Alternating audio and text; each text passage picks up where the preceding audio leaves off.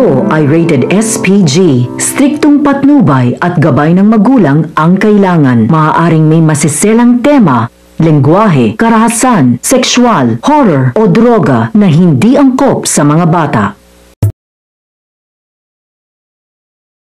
Magpapang-abot sina Annalyn at Zoe sa bahay ni RJ. Magsaselos na naman si Zoe kay Annalyn dahil unti-unti mapupunta kay Annalyn ang lahat ng meron siya ngayon.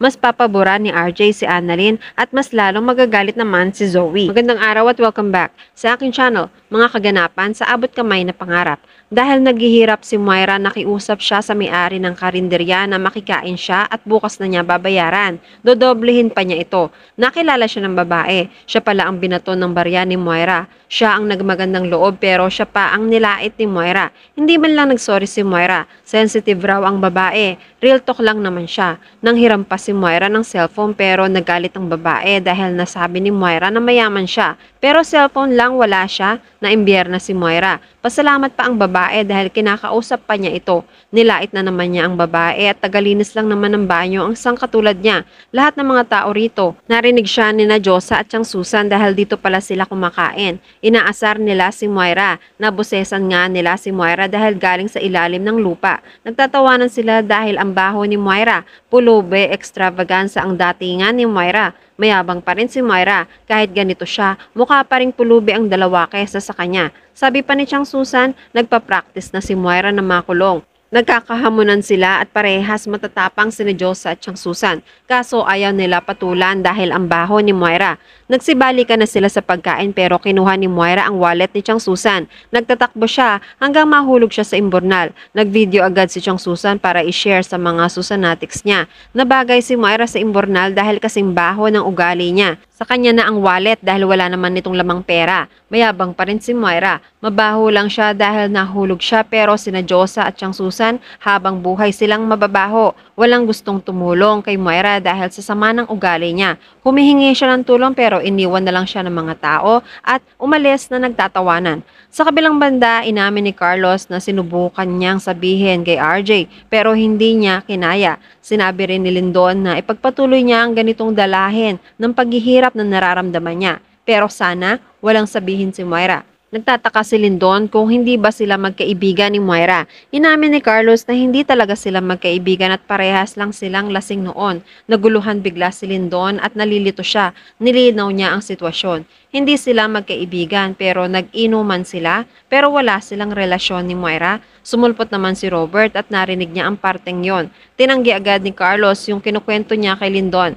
Kahit magkaibigan sila ni RJ, wala silang relasyon ni Moira. Suplada pa nga si Moira. Kakausapin lang siya dahil alam niyang kaibigan niya si RJ. Kapag magkaaway sina Moira at RJ noon, inaaway rin siya ni Moira dahil alam ni Moira na magkakuntsaba sila sa mga kalokohan kahit mabait sila noon. Mabait si RJ noon bilang boyfriend ni Moira. Nagtataka naman si Robert. Nagkaroon sila ni Moira noon ng matinding away. Pero bakit niya pa rin pinakasalan si Moira? Sinabi ni Carlos na dahil nabuntis si Moira. Samantala tinawagan ni Robert si Zoe. Hinahanap ni Zoe ang mami niya. Kahit ganun ang mami niya, hindi niya ito pwedeng pabayaan. Parang ang daddy niya noon. Kahit nagkasala ang daddy niya sa kanila, hindi pa rin niya pinabayaan ang daddy niya. Kailangan niyang hanapin ang kanyang mami. Sa kabilang banda, nagluto si Linef ng masarap na hapunan. Marami ng mga nangyari at kailangan nila magpahinga. Maya-maya ay dumating sina Annalyn kasama ang 3 binata na naghatid sa kanya. Sabi ni Harry, mabuti na lang pala at hindi hinatid ni Doc RJ si Annalyn kanina. Nagtaka agad si Linef kung ano ang ginawa ni RJ sa East Ridge. Napalingon naman si Michael kay Linef para tingnan kung ano ang reaksyon nito. Ikinuwento agad ni Annalyn na sumama ang pakiramdam ng tatay niya dahil sinugod siya ni Moira nung gabi. Pinalayas niya si Moira. Dapat aasikasuhin pa ng tatay niya ang pagsasampa ng kaso kay Moira pero sumama talaga ang pakiramdam niya. Sabi ni Michael, mabuti na tauhan na si RJ. Tama lang naman pala ang hinala ni Linef na pinalayas nga si Moira ni RJ. Marumi at mabaho siya nung nakita niya. Nagtataka naman si Annalyn. Mayaman naman si Moira, bakit hindi na lang siya nag-check-in sa hotel? Mukhang nababaliw na si Moira, ang sabi ni Michael. Yan ang kinakatakot ni Linef dahil baka balikan silang lahat ni Moira. Nangako naman naman si Michael na hindi naman niya pababayaan sina Lineth at Annalyn. Hindi naman kampante si Lineth dahil baka madamay pa si Dr. Denise. Naisip niya na magkaroon sila ng bodyguard. Hindi na ito kailangan, sabi ni Annalyn, dahil ang tatay na niya ang bahala kapag sinugod pa sila ni Moira. Sabi ni Lineth wala namang magagawa si RJ. Nagunahan naman ang mga binata sa pagbabantay kay Annalyn. Samantala, iyak ng iyak si Moira. Mukha siyang palaboy. Maya-maya ay nakita na siya ni Zoe. Nagkaiyakan at nagyakapan sila. Samantala, hindi makapaniwala si Lineth sa mga kwento ni na Diyosa at siyang Susan tungkol kay Moira. Pinigilan niya si Chang Susan na i-post ang video nito. Hindi tama ito. Nalunod na nga sa kahirapan tapos tatadyakan pa. May kasalanan rin naman siya kay Moira at habang nabubuhay si Annalyn, buhay ang kasalanan niya. Kung hindi sana niya pinatulan si RJ, hindi sana ganito si Moira. Kawawa naman siya dahil hindi pa rin siya nakaka-move on. Samantala, magkausap sina Robert at Annalyn sa telepono. Nung ibaba ang usapan, dumating na ang nanay niya. Akala ni Annalyn may isasama niya si Lineth sa paghatid sa tatay niya. May sariling lakad pala si Lineth at may pasurpresa pa siya kay Carlos. Maya-maya ay nagkita na rin ng mag-ama. Sa kabilang banda, sinumbatan ni Moira si Zoe. Tinapon lang siya ni Zoe na parang basura matapos ang lahat ng ginawa niyang pagprotekta kay Zoe. Lumuhod naman si Zoe at humingi ng tawad. Kahit iwanan si Moira ng lahat ng tao, pero hindi siya. Hindi niya iiwan ang mami niya. Siya pa rin ang pipiliin niya. Humingi siya ng tawad sa hindi niya pagpili sa mami niya sa harapan ng daddy niya. Lahat ng yon ay parte ng plano niya. Kailangan maramdaman ng daddy niya na magkakampi sila at hindi sa mami niya para maniwala si Robert sa kanya.